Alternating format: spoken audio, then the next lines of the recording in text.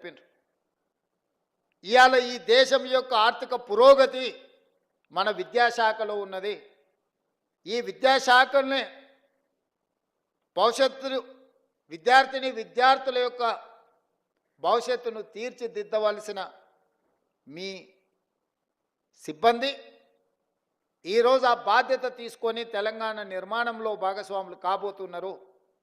అలాంటి విద్యాశాఖలో ఇచ్చే ఉద్యోగము విద్యాశాఖకు కేటాయించే నిధులు ఖర్చు కాదు, అది భవిష్యత్ తరాల పెట్టుబడి.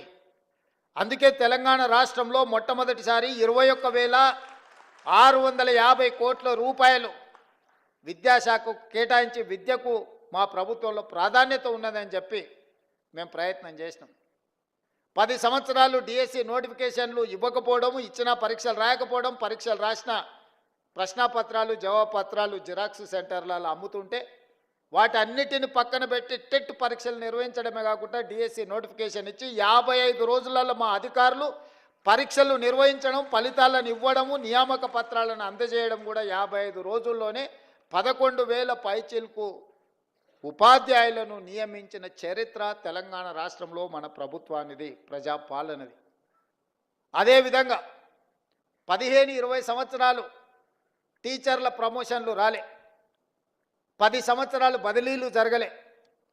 దాదాపుగా 22,000 మంది టీచర్ల యొక్క ప్రమోషన్లు ఇవ్వడమే కాకుండా 36,000 మంది టీచర్ల యొక్క బదిలీలు చేసి విద్యా శాఖను ప్రక్షాళన చేసి ఈ ప్రభుత్వం మీకు అండగా నిలబడుతుంది అని చెప్పి మేము స్పష్టంగా ఆ నిర్ణయం తీసుకొని ముందుకు వచ్చినాం.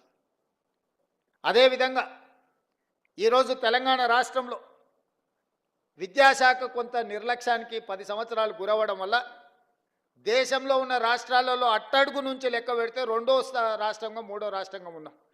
మొదటి నుంచి లెక్క పెడితే 1, 2, 3లో ఉండాల్సిన తెలంగాణ రాష్ట్రం విద్యాశాఖలో చిట్ట చివరి నుంచి లెక్క పెడితే 2వ స్థానంలో 3వ స్థానంలో ఉండడం అనేది ఇది ఆందోళన కలిగించే విషయము. కేరళతో పాటు పోటీపడి రాణించవలసిన తెలంగాణ రాష్ట్రం విద్యాశాఖలో ఇంతగా ప్రమాణాలు పడిపోవడం ఇది ఆందోళనకరము, ఇది తెలంగాణ జాతికి అవమానకరం అని చెప్పి నేను ఈ సందర్భంగా చెప్పదలుచుకున్న మిత్రులారా. వాస్తవాలను అంచనా వేసుకొని వాస్తవాల మీద మనం చర్చించుకొని భవిష్యత్ ప్రణాళికలను నిర్ణయించుకున్నప్పుడే నిజంగా తెలంగాణలో ఉన్న విద్యా ప్రమాణాలను పెంచుకోవడానికి ఉపయోగపడుతుంది. ఈరోజు మేము పోటీ పరీక్షలకు చదువుకున్నాం, పరీక్షలలో ఫలితాలు సాధించినాం, ఉద్యోగం వచ్చింది, మా బాధ్యత అయిపోయింది అని ఎవరైనా అనుకుంటే అది తెలంగాణకు న్యాయం చెయ్యదు, న్యాయం జరగదు. ఈ రోజు నుంచి మీరు రెట్టించిన పట్టుదలతో ఈ రోజు నుంచే మీరు ఇది ఉద్యోగం కాదు, ఇది ఒక భావోద్వేగం, ఈ తెలంగాణ నిర్మాణంలో మేము భాగస్వాములమైనాం, ఇది ఒక గొప్ప అవకాశం మాకు వచ్చిందని మీరు నిర్ణయించుకొని ఈ భావోద్వేగానికి పునరంకితం అవ్వడం ద్వారా తెలంగాణకు మేలు జరుగుతుంది, తెలంగాణ యొక్క భవిష్యత్తు రూపురేఖలు మారబోతున్నాయని చెప్పి నేను మీకు అందరికీ చెప్పదలుచుకున్నాను.